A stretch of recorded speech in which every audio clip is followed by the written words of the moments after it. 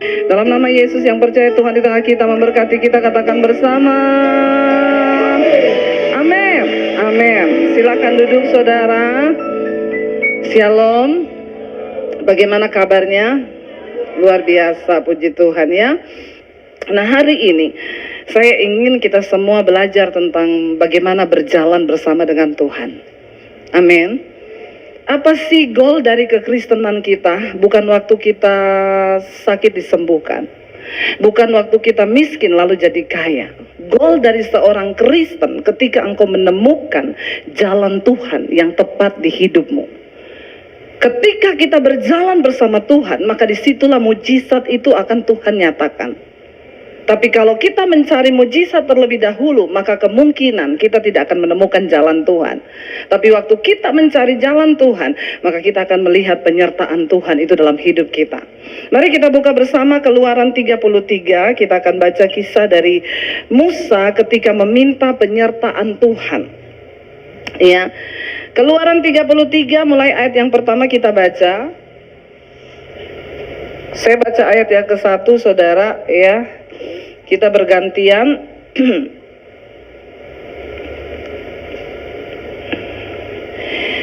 Keluaran 33 ayat yang pertama berkata begini, berfirmanlah Tuhan kepada Musa, pergilah berjalanlah dari sini engkau dan bangsa itu yang telah kau pimpin keluar dari tanah Mesir ke negeri yang telah kujanjikan dengan sumpah kepada Abraham, Ishak dan Yakub.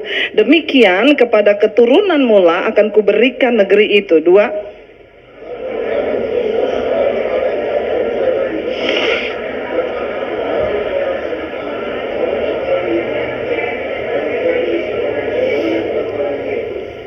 Yakni ke suatu negeri yang berlimpah-limpah susu dan madu, sebab aku tidak akan berjalan di tengah-tengahmu karena engkau ini bangsa yang tegar tengkuk, supaya aku jangan membinasakan engkau di jalan. 4.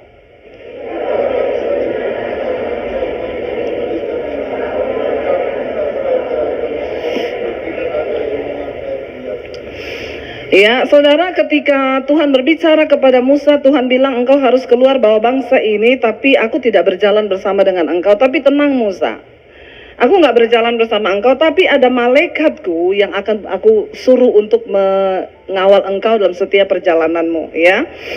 Lalu aku juga akan memberikan menyertai engkau dengan tanda-tanda ajaib, dengan mujizat. Kenapa? Engkau akan mengalahkan musuh-musuh orang-orang kuat yang akan menghalangi engkau. Tenang aja, saudara, saya mau tanya, kalau dalam hidup ini lalu Tuhan bilang begitu, berjalanlah, malaikatku menyertai, usahamu akan diberkati, semua yang kita seneng nggak? Ya, senang banget ya. Wah, dikasih malaikat menyertai. Semua musuh-musuh kita dikalahkan oleh malaikat itu. Kuasa, penyertaan, otoritas Allah menyertai kita. Wow, bukankah itu cukup? Ya, kenapa Tuhan bilang? Karena kalau aku berjalan bersama dengan engkau, nanti aku takut akan membinasakan engkau, karena engkau ini tegar tengkuk, keras kepala bangsa ini.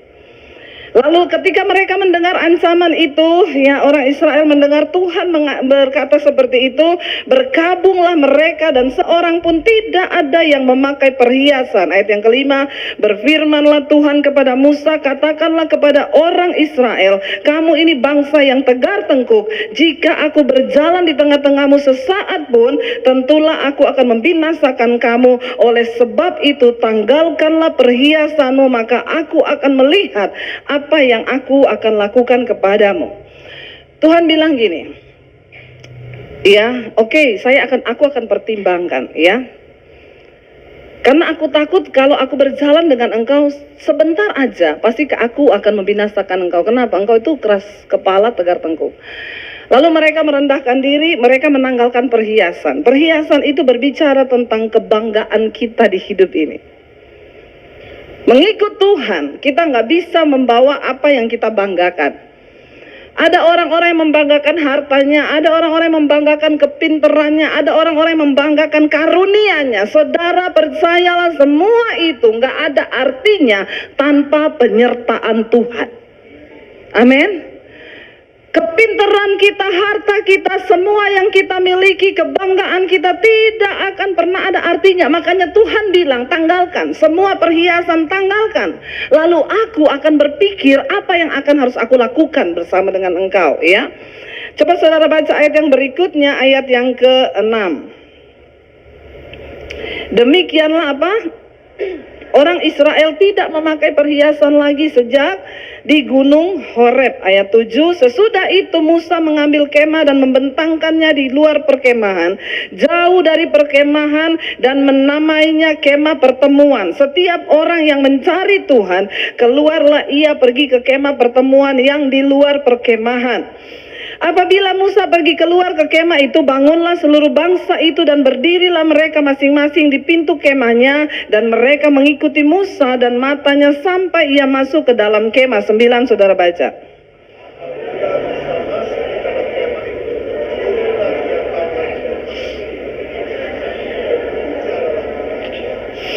Setelah seluruh bangsa itu melihat bahwa tiang awan berhenti di pintu kemah, maka mereka bangun dan sujud menyembah masing-masing di pintu kemahnya. 11.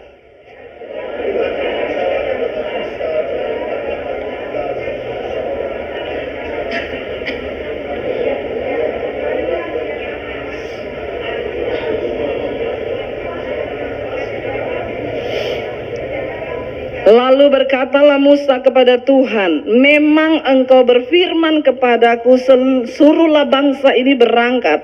Tetapi engkau tidak memberitahukanku kepadaku siapa yang akan kau utus bersama-sama dengan aku. Namun demikian engkau berfirman, aku mengenal namamu dan juga engkau mendapat kasih karunia di hadapanku. 13.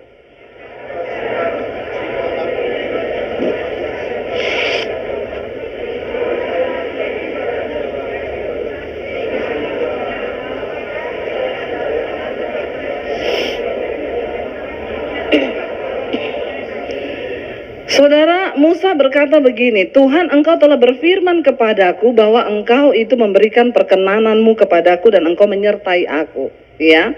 Tetapi Musa berkata, aku nggak tahu, ya, jalan apa di depanku dan bagaimana aku akan melaluinya, saudara. Mengikuti jalan Tuhan itu tidak enak,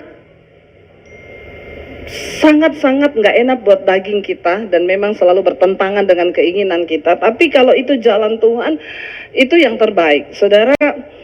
Ya, saya tadi itu saya datang bersama-sama dengan Bapak Billy dan juga temannya. Ini satu perjumpaan yang tidak kita rencanakan.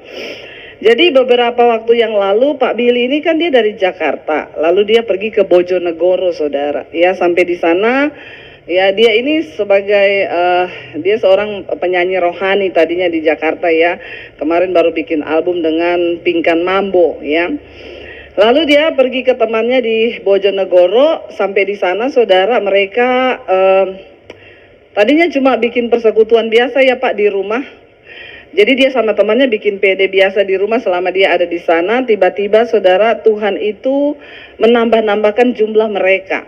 Satu orang, satu keluarga datang, 2 keluarga, ngajak yang lain, 3 keluarga, 4. Sekarang sudah berjumlah berapa, Pak? 50 orang. Dan dia melihat bagaimana Tuhan itu melakukan sesuatu yang luar biasa hari-hari ini. Lalu dia tuh bingung, saudara. Ini mau diapain? Karena dia merasa dia bukan gembala. Tapi kenapa Tuhan kasih seperti itu? Dia nggak bisa pulang-pulang ke Jakarta. Karena setiap kali mau pulang ada jiwa baru. Tiap kali mau pulang ada jiwa baru. Lalu tiba-tiba dia masuk di IG saya. Dia bilang, Bu, ada nomor HP nggak? Saya kasih dia nomor HP, saudara. Ya, ternyata dia melihat channel YouTube saya, mendengarkan khotbah-khotbah saya. Lalu saya juga tidak tahu apa yang terjadi, tapi katanya Tuhan yang menyuruh dia untuk menghubungi saya. Mau diapain yang 50 orang ini? Saya juga bingung kenapa Tuhan tidak bicara kepada saya. Lalu beberapa waktu yang lalu saya ngobrol sama seorang teman saya pendeta di Jakarta. Dia bilang, ya udah Bu, kapan kita berangkat ke sana, kita lihat itu jiwa-jiwa loh. 50 orang itu jiwa loh yang Tuhan kirim. Mereka yang tadinya tidak mengenal kebenaran, hari-hari ini tuh penuaian sedang terjadi. Dan gereja harus tanggap, saudara, ya. Seringkali kita akan dibawa ke tempat-tempat yang tidak nyaman.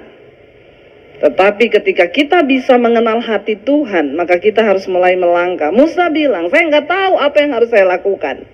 Tuhan tolong tunjukkan saya. Jadi saudara, mengikuti jalan Tuhan itu seringkali tidak terselami. Bahkan kita tuh nggak tahu kita nih mau berbuat apa gitu ya. Saya ingat pertama kali saya bertobat dulu, saya harus meninggalkan keluarga, saya diusir dari rumah. Saya nggak tahu mau berjalan kemana. Akhirnya dari kota Poso itu saya ke kota Palu. Di kota Palu saya masuk dalam sebuah pelayanan di satu yayasan. Waktu itu saya rindu belajar Alkitab, saudara. Jadi karena di situ ada satu orang sarjana teologi, dia juga pendoa syafaat. Saya bilang sama dia, Kak, kakak kan sarjana teologi nih ya, dan juga sudah pendeta. Bisa nggak saya belajar Alkitab? Saya ini baru terima Yesus, saya pengen belajar. Lalu dia bilang gini, oh ya udah, kalau gitu Deb, nanti kita satu yayasan ini siapa aja yang mau belajar nanti kasih tahu, kita belajar lah, bikin kelas ya. Saya cuma mau ngajar dasar-dasar dari firman Tuhan. Oke, kita udah atur waktu memulai minggu depan. Tiba-tiba dia panggil saya. Dia bilang, Deb, kita kan mau mulai berapa hari lagi? Iya, tapi maaf ya, saya mau cerita sesuatu sama kamu. Kenapa? Jadi begini, dia bilang, tadi malam tuh saya tuh mimpi. Mimpi apa? Mimpi kita ini satu anggota pelayanan tim dari yayasan ini, kita jalan di satu sungai. Lalu ada air bening sekali di sungai itu. Lalu kita itu semua, katanya kita berkata begini, ayo kita cari sumber air ini dari mana. Ya. Lalu dia bilang, saya berdiri di paling depan, Kak Ronald itu paling depan, lalu saya di belakangnya dia, lalu semua anggota yayasan di belakang. Saya percaya air itu kan bicara firman. Sumber air itu berarti sumber firman Tuhan yang kita mau cari, persis sama apa yang lagi kita bikin. Dia bilang kita berjalan melalui hutan, naik gunung, turun gunung, mencari sumber air itu. Ketemu, dapat mata airnya itu bening sekali. Lalu saya menoleh ke belakang, saya kaget, lihat kamu nggak ada. Tapi semua ada, cuman kamu yang nggak ada. Terus saya bilang begini loh, Tuhan, kan yang pengen belajar itu, yang pengen mengetahui itu kan Debbie. Lah kok kenapa begitu ketemu dia nggak ada? Dia bilang gini sama saya, kamu tahu nggak Tuhan jawab apa sama saya? Kalau untuk Debbie, kamu nggak usah ngajari dia, karena tanganku sendiri yang akan mengajar dia. Saya kaget, saudara, amin-amin aja, iya. Tapi waktu itu saya takut, saudara. Saya bilang, hah? Aduh Kak, please, saya jadi merinding mendengarnya. Iya Deb, dia bilang, maaf saya bukan gak mau ajarin kamu, tapi Tuhan bilang, Tuhan yang akan mengajar kamu sendiri. Jadi maaf ya, waktu itu saya ketakutan, apa yang harus saya lakukan? Tuhan kenapa jadi begini? Saya ini benar-benar orang yang buta sama sekali, yang baru mengenal Tuhan, yang baru masuk, kenapa harus mengalami hal-hal yang kayak begini? Saya nggak tahu jalan saya mau kemana, saya nggak tahu apa, tiba-tiba tadinya saya pelayanan sebagai singers, kita bikin satu KKR di kota Palu. Lalu ada pendeta datang, saudara, khotbah ya. Setelah KKR itu dia panggil kita semua singers berenam. Dia bilang begini, kalian berenam ya, dengar ada suara Tuhan buat kalian. Setelah acara ini Tuhan akan mencerai-beraikan kalian. Bukan karena kalian berantem, tapi kalian harus menjadi berkat untuk kota-kota yang lain. Wah, kita kaget, saudara. Saya cuma menyerahkan hidup saya, Tuhan tuntun aku dalam jalanmu, karena ketika aku menerima Yesus, hidupku itu adalah bagi Kristus. Saya udah gak peduli yang lain, pokoknya bagi Kristus. Lalu benar setelah kami didoakan itu, minggu depannya salah satu singers itu dapat surat mutasi dari kantor. Dia harus pindah ke Manado. Yang satu lagi dipanggil dari kantornya juga dimutasi. Lalu beberapa itu benar terjadi, saudara, nubuatan itu. Lah tinggal saya ini. Lalu ada satu orang pendeta datang dari Makassar. Dia khotbah di yayasan kami. Lalu dia bilang di Makassar itu ada sekolah Alkitab untuk orang-orang yang tidak mampu. Kalau ada yang pengen belajar ke sana, silahkan mendaftar. Hati saya tergerak, saudara, untuk masuk ke sana. Lalu akhirnya dari teman-teman yayasan itu yang membantu, saya bisa berangkat ke Makassar. Dan benar kami semua tercerai-berai. Dan dari situ saya itu berjalan mengikuti Tuhan itu benar-benar cuma dengan iman. Ya, tapi hari ini saya mau bilang saya tidak pernah menyesal karena jalan Tuhan itu selalu yang terbaik buat hidup kita. Amin. Percayalah saudara, Rasul Paulus berkata, aku ingin yang ku kehendaki ialah berada di dalam Kristus, bukan dengan kebenaranku, tapi dengan kebenaran Kristus. Hati-hati, waktu kita mengikut Tuhan, masih ada kebenaran-kebenaran kita sendiri, yang itu ketika kita hidupi terus akan menghalangi Tuhan menyatakan kehendaknya bagi saudara dan saya. Saudara, kemarin ada seorang bapak telepon saya, Ibu, saya sama istri hubungannya sudah tidak bagus. Istri saya bertahun-tahun tidak melayani saya. Dalam segala hal dia nggak mau layani saya. Jadi saya itu dekat, dia nggak mau. Saya ini, padahal istri saya itu tiap hari baca Alkitab, Bu. Terus, jadi dalam pergumulan saya ini yang istri saya cuek, istri saya nggak mau peduli sama saya berdoa sama Tuhan supaya Tuhan tunjukkan jalannya buat saya. Ketika saya berdoa supaya Tuhan tunjukkan jalannya, Tuhan kirim wanita lain buat saya. Ini orang saudara ya, kalau berada dekat dengan saya baptis ulang, saya rendam agak lama 15 menit. Supaya dia buka mata langsung di rumah Bapa di sorga. Lebih baik tubuhnya binasa tapi jiwanya selamat. Saya bilang, siapa yang kirim Pak perempuan lain? Tuhan dong. Kan saya lagi berdoa, tunjukkan jalanmu Tuhan, bagaimana kehidupan rumah tangga saya. Ada perempuan lain datang kepada saya, yang nasibnya sama dengan saya, dia dicuekin oleh suaminya. Ya jadi begini Ibu, ya supaya saya ini bisa berbahagia, ya. Dan saya rasa hari-hari ini kok saya jatuh cinta sama perempuan ini. Karena dia itu lain dengan istri saya. Bapak-bapak jangan tertipu. Ketika engkau ketemu dengan wanita lain, lalu dia lebih baik dari istrimu, maaf ya, dia lebih halus Bu. Wah, lebih memperhatikan, perhatian sama saya. Itu masih bulan promosi. Ya, nanti kalau promosinya habis, dia lebih gila dari istrimu. Jadi jangan coba-coba. Amin Bapak-bapak. Coba Bapak-bapak amin yang kenceng. Gitu ya, amin. Jangan coba-coba Bapak-bapak. Tidak ada kebahagiaan lain di luar jalannya Tuhan. Lalu dia bilang gini, Bu, ya udah kan berarti kan Tuhan yang kirim. Dan saya itu kalau dekat sama dia nyaman.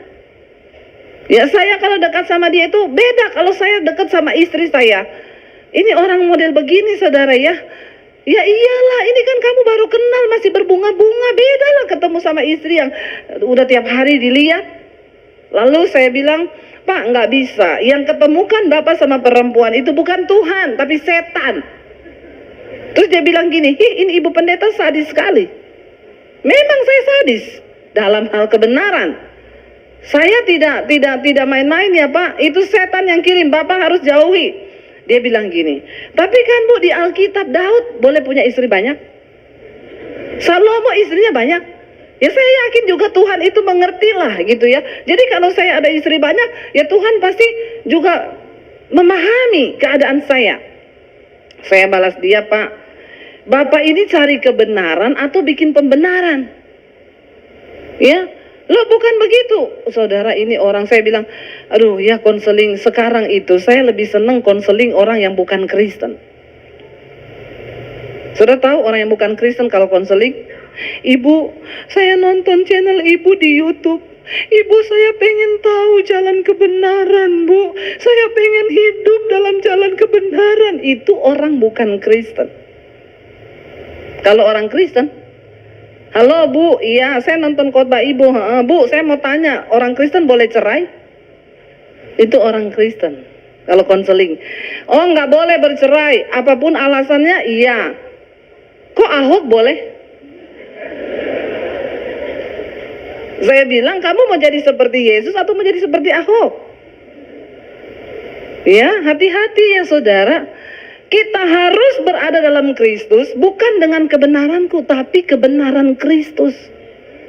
Supaya kita bisa mengerti jalannya Tuhan. Tanggalkan semua ego, tanggalkan semua kebenaran, tanggalkan semua hal yang bisa membuat kita ini tersesat dalam jalan hidup ini. Saya bilang, Pak, Saya udah nggak mau ya, Bapak nggak usah konseling sama saya ya. Kalau Bapak datang sama saya, terus Bapak bilang gini, Bu, saya pengen rumah tangga saya dipulihkan. Bagaimana supaya saya dan istri dipulihkan? Saya mau layani. Tapi kalau Bapak datang kepada saya meminta dukungan saya untuk mengizinkan Bapak menikah lagi dengan perempuan lain, maka Bapak salah orang. Saudara, please ya, saya sudah melihat kehidupan orang Kristen itu terjadi banyak kekacauan. Kenapa? Karena selalu pengen bikin jalan sendiri. Padahal dia bukan kepala BPU Bina Marga, tapi selalu maunya bikin jalan sendiri. Saya layani orang menikah, saudara, udah 20 tahun, 25 tahun terjadi pergolakan dalam rumah tangga. Kenapa? Karena dari start awal pernikahan tidak ada yang berdoa loh. Apalagi minta tuntunan Tuhan. Itu orang Kristen benar-benar, saudara. Sudah cukup sampai di generasi ini, amin. Kita mau bawa generasi di bawah kita untuk sungguh-sungguh mengandalkan Tuhan. Bilang ke anak-anakmu kalau mau cari jodoh, berdoa, berpuasa kalau penting, amin. Kalau memang harus berpuasa, sekarang ini orang itu kepengen ya dapat jalan yang baik tapi nggak mau bayar harga, saudara. Ya, Bapak itu bilang sama saya, Bu, Ibu berdoa buat saya ya, tolong tanya Tuhan.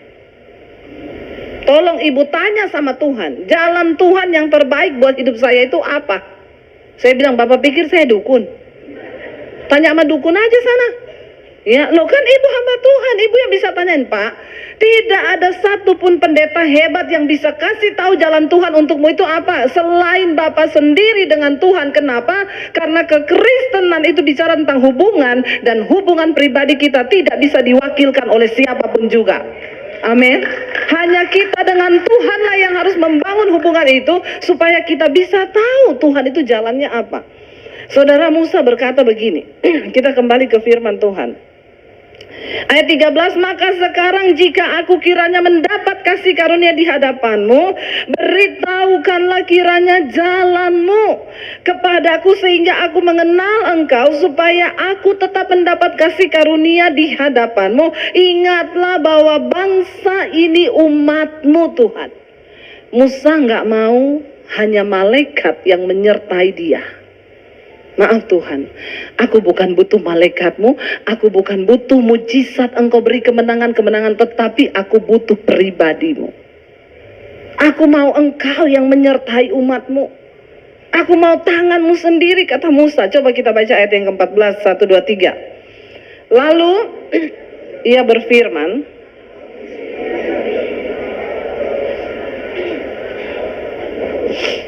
berkatalah Musa kepadanya, jika engkau sendiri tidak membimbing kami, janganlah suruh kami berangkat dari sini. Makanya kita pernah dengar lagu, bila engkau tak besertaku, ku tak mau berjalan. Ku perlu Tuhan, pimpin langkahku dengan kasih karuniamu. Pimpin langkahku setiap waktu, berjalan dalam roh-Mu. Nyatakan Tuhan kemuliaan-Mu dan berjalanlah denganku. Mari nyanyikan sama-sama. Bila engkau tak besertaku,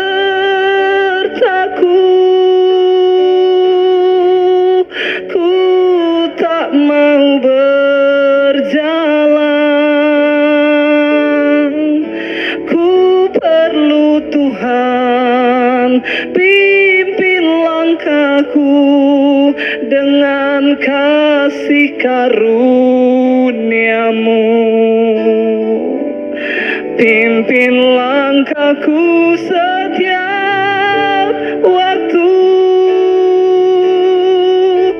berjalan dalam roh-Mu. Nyatakan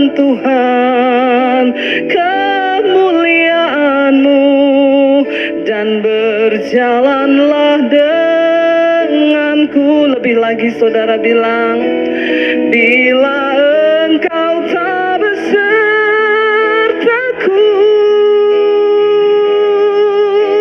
ku tak mau berjalan.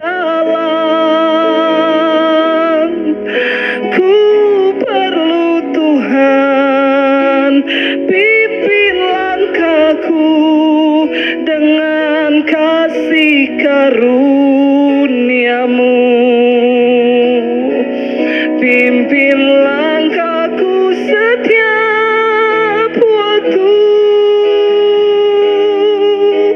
berjalan dalam roh-Mu. Nyatakan Tuhan kemuliaan-Mu, dan berjalanlah denganku. Naikkan pujian ini jadi doa kita. Bila engkau tak besertaku, ya Tuhan, kami tidak ingin berjalan Tuhan tanpa penyertaan-Mu dalam hidup kami, Yesus. Kami perlu Tuhan dalam hidup kami. Amin. Dengan kasih karuniamu, pimpin langkahku setiap waktu, berjalan dalam roh-Mu. Nyatakan Tuhan kemuliaan-Mu, dan berjalanlah lebih lagi saudara katakan, bila engkau tak besertaku, ku tak mau berjalan. Ku perlu Tuhan, pimpin langkahku dengan kasih karuniamu. Pimpin langkahku setiap waktu, berjalan dalam roh-Mu. Nyatakan Tuhan kemuliaan-Mu, dan berjalanlah denganku. Biar musik saja. Mari kita tutup mata sejenak. Kami tidak tahu jalan hidup kami Tuhan. Bahkan untuk melangkah di tahun-tahun yang ke depan, ada banyak yang berkata, tahun-tahun ini terlalu berat bagi kami Tuhan. Tapi kami mau bilang, Tuhan, kami butuh penyertaan-Mu dalam hidup kami. Karena kami tidak punya kekuatan untuk berjalan sendiri dalam hidup ini. Kami butuh Tuhan. Kami butuh Engkau, Bapa.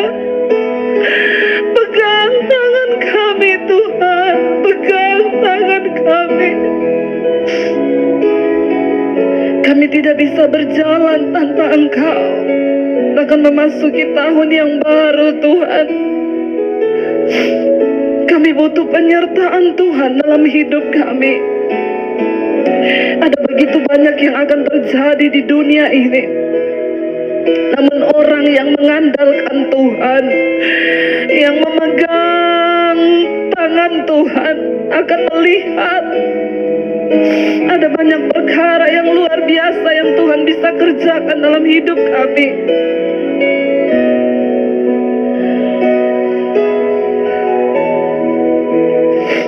Seperti seorang wanita yang mengalami pendarahan 12 tahun, dia sudah menghabiskan semua hartanya untuk mencari kesembuhan. Ketika dia mendengar tentang Yesus, dia berkata, asal ku jamah saja jubahnya, aku pasti disembuhkan. Kami ingin menjamah Engkau Tuhan.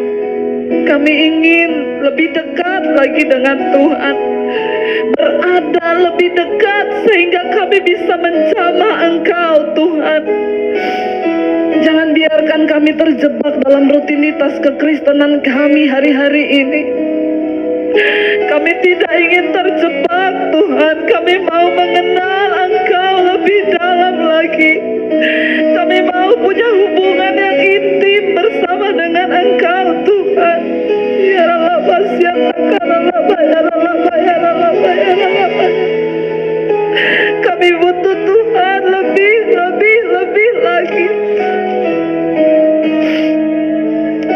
Kami butuh Engkau lebih dari tahun-tahun sebelumnya Bapa. Dalam pekerjaan, dalam usaha, dalam pelayanan. Kami perlu tuntunan dan penyertaan-Mu dalam hidup kami. Mari angkat tanganmu saudara pada Tuhan. Kata